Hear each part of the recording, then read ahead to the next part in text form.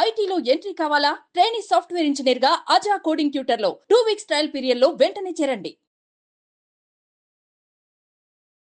నమస్కారం వంశీ గారు. నమస్తే. సో చాలా మంది పిల్లలకి హ్యాండ్ రైటింగ్ ప్రాబ్లం అయితే ఫేస్ చేస్తూ ఉంటారు. హ్యాండ్ రైటింగ్ బాగుండకపోవడానికి ప్రీవియస్ గా మనం ఎపిసోడ్ లో మీరు ఇక్కడ మజిల్స్ దాన్ని ఏ రకంగా మనం మజిల్ యాక్టివిటీ కనుక ఇంప్రూవ్ చేస్తే బాగుంటుంది అని చెప్పారు. ఇది ఒకటే రీజన్ ఉంటుందా లేదంటే ఇంకా వేరే రీజన్స్ కూడా ఉంటాయా హ్యాండ్ రైటింగ్ బాగుండకపోవడానికి? దాన్ని ఎలా ఓవర్కమ్ చేయాలి అంటారు? ఎస్ మేడం, అది ఇంతకు ముందు మనం మాట్లాడుకున్నాం కదా, అంటే మన హ్యాండ్ మజిల్స్ అనేది స్ట్రెంత్ ఉంటే మనకు పెన్ పట్టుకునే పోస్చర్ అనేది నీట్గా ఉంటుంది అనమాట. కాబట్టి అది ఫస్ట్ ఒక బేస్ పాయింట్ అనమాట. ఇంతకుముందు వీడియో మనం చేసాం కదా మేడం. సో ఎవరైనా చూడని వాళ్ళు ఉంటే ఖచ్చితంగా వాటిని చేయండి. ఆ ఎక్సర్సైజ్ పిల్లల దగ్గర ప్రాక్టీస్ చేయించడం వల్ల మన హ్యాండ్ పోస్చర్ అనేది పర్ఫెక్ట్ వస్తుంది అనమాట. సో దాంట్లోనే మనం చెప్పాము ట్రైపాడ్ పోస్చర్ అనేది ఉండాలన్నమాట. అంటే చూపుడు వేలు బొటన వేలు ఎదురెదురుగా ఉండి మిడిల్ ఫింగర్ మాత్రం వాటి కింద బేస్ లో ఉండాలి. సో ఇలా బాల్ ఉండాలి. రాసేటప్పుడు పెన్ అనేది షోల్డర్ కి చూస్తుండాలి అనేది మనం దాంట్లో చెప్పాం. దెన్ నెక్స్ట్ పోస్చర్ అంటే పెన్ పోస్చర్ ఓకే. నెక్స్ట్ మన బాడీ పోస్చర్ కూడా ఇంపార్టెంట్. హ్యాండ్ రైటింగ్ రాసి కొంతమంది విద్యార్థులు రాసేటప్పుడు మొత్తం టేబుల్ మీద ఇలా పడుకొని రాస్తుంటారు, ఆ పేపర్ మీద పడుకొని రాస్తుంటారు. సో హ్యాండ్ రైటింగ్ నీట్ గా ఉండాలంటే ఆ పేపర్ ని జస్ట్ గల 40 degrees ని మనం బెండ్ చేసి బాడీని బెండ్ చేయకుండా జస్ట్ మన నెక్ ఓన్లీ హెడ్ మాత్రమే బెండ్ చేసి రాసే ప్రయత్నం చేయాలి. చాలా మంది అలా పడుకోవడం వల్ల కంప్లీట్ గా మన హ్యాండ్ రైటింగ్ అనేది మన బాడీ పోస్చర్ మీద కూడా డిపెండ్ అయి ఉంటుంది మనం రాసేది. కాబట్టి ఎందుకంటే హ్యాండ్ రైటింగ్ అనేది ప్రజెంట్ మన యొక్క మూడ్ని డిసైడ్ చేస్తుంది అక్కడ. ఇప్పుడు అందుకే ఎగ్జామ్ హాల్లో స్టార్టింగ్ నీట్గా రాస్తారు, తర్వాత చూస్తే డాక్టర్ ప్రిస్క్రిప్షన్ రాసినట్టు ఉంటుంది అనమాట. ఎందుకంటే వాళ్ళు ఆ టెన్షన్లో అలా రాస్తుంటారు అనమాట. సో ఫస్ట్ ఎందుకు హ్యాండ్ రైటింగ్ చెడిపోతుందంటే పెన్ పోస్చర్ బాగలేకున్నా మన బాడీ పోస్చర్ బాగలేకున్నా హ్యాండ్ రైటింగ్ చెడిపోతుంది మేడం. నెక్స్ట్ వచ్చేసి సైజ్ బాగలేకపోతే హ్యాండ్ రైటింగ్ చెడిపోతుంది. కొంతమందిని మనం హ్యాండ్ రైటింగ్ అబ్జర్వ్ చేసినట్లయితే కొంతమంది చాలా చిన్నగా రాస్తారు అక్షరాలు, ఇంకా కొద్ది మందిని చూస్తే చాలా పెద్దగా రాస్తారు. సో ఇలా పెద్దగా రాసిన ఇలా చిన్నగా రాసినా కూడా చూడడానికి అంత నీట్గా అనిపించదు అనమాట. ఎప్పుడైతే హ్యాండ్ రైటింగ్ని మీడియం సైజులో రాస్తామో అప్పుడు చూడడానికి బాగుంటుంది. ఎవరైతే ఇలా పెద్ద సైజ్ రాస్తారో అక్షరాలు పెద్ద పెద్దగా రాస్తుంటారు, ఇలాంటి వాళ్ళని యాజ్ పర్ గ్రాఫాలజీ వీళ్ళు ఎమోషన్స్ ఈజీగా ఖర్చు చేస్తారు, ఎక్కువ డబ్బులు ఖర్చు చేస్తారు. అలా ఇంకా చిన్న చిన్నగా రాస్తుంటారు. సో చాలా పిసినారితనంగా ఉంటారు వీళ్ళు.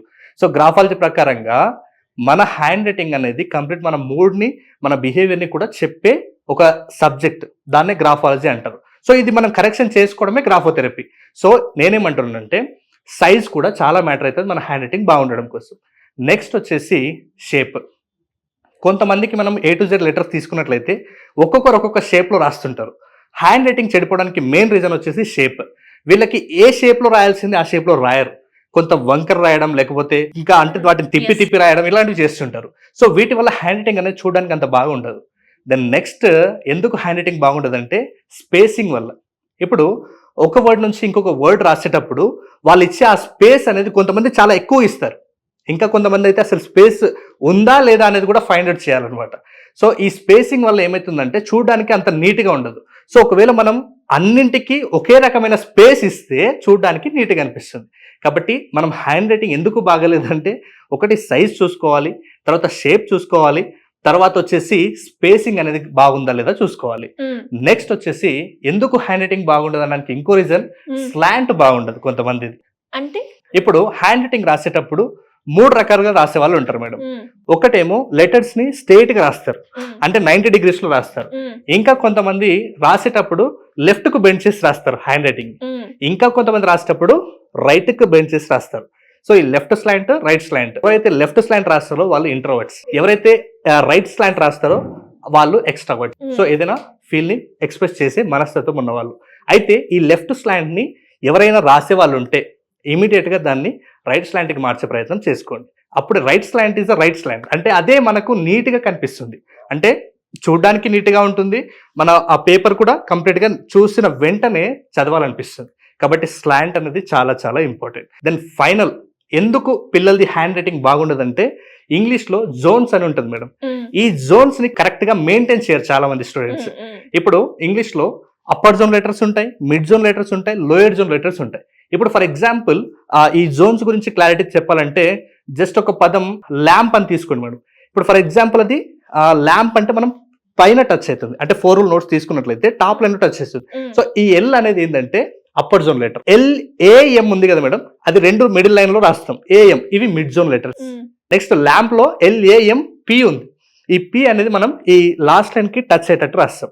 ఇది లోయర్ జోన్ లెటర్స్. అయితే హ్యాండ్ రైటింగ్ నీట్గా అనిపించాలంటే ఏ జోన్లో రాసే లెటర్ని అదే జోన్లో రాయాలి.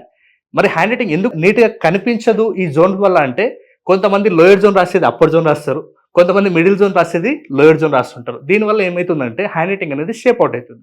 కాబట్టి ప్రతి స్టూడెంట్ కూడా హ్యాండ్ రైటింగ్ బాగుండాలంటే ఫస్ట్ పెన్ పోస్చర్, తర్వాత బాడీ పోస్చర్, తర్వాత షేప్, తర్వాత స్పేస్, తర్వాత స్లాంట్, దాని ప్రకారం జోన్స్ కూడా ఇవన్నింటిని వాళ్ళు సెట్ చేసుకున్నట్లయితే హ్యాండ్ రైటింగ్ బాగుంటుంది. చాలా మంది ఇవే మిస్టేక్స్ చేయడం వల్ల మనకు హ్యాండ్ రైటింగ్ అనేది నీట్గా అనిపించింది. అంటే ఇవి కవర్ చేసుకునేతో పాటు చాలా మంది చెప్తూ ఉంటారు ప్రాక్టీస్, మనం ఎప్పుడైతే ప్రాక్టీస్ చేస్తామో హ్యాండ్ రైటింగ్ ఇంప్రూవ్ అవుతుంది అని అంటూ ఉంటారు. అది కూడా పాయింటే అంటారా? Yes madam. అంటే ఇప్పుడు చూడండి, హ్యాండ్ రైటింగ్ అనేది LSRW అంటారు, లిజనింగ్, స్పీకింగ్, రీడింగ్, రైటింగ్. ఈ 4 కూడా ఇంపార్టెంట్ స్కిల్స్ అనమాట. అయితే ఏ స్కిల్ అయినా కూడా ప్రాక్టీస్ చేయాలి. ప్రాక్టీస్ చేస్తేనే దాంట్లో పర్ఫెక్షన్ వస్తుంది. సో హ్యాండ్ రైటింగ్ స్పీడ్గా రావాలన్నా ప్రాక్టీస్ చేయాలి. ఇప్పుడు ఇంకా ముఖ్యంగా హ్యాండ్ రైటింగ్ మేము మార్చుకోవాలి అనుకునే ఏ ఒక్కరైనా సరే ఫస్ట్ వాళ్ళకి నేను అందంగా రాయాలనేది ఆలోచన ఉండాలి. సెకండ్ వన్, దాంట్లో చిన్న చిన్న కరెక్షన్స్ చేస్తూ మేము ఇంకా రాయాలనే పేషెన్స్ ఉండాలి. డెఫినెట్లీ. కాబట్టి ఇంట్రెస్ట్, పేషెన్స్ ఉండి ఈ ట్రిక్స్ నేర్చుకున్నట్లయితే హ్యాండ్ రైటింగ్ ఎవరైనా మార్చుకోవచ్చు. ఇది ఇంకా ఎక్కువ టైం కూడా పట్టదు.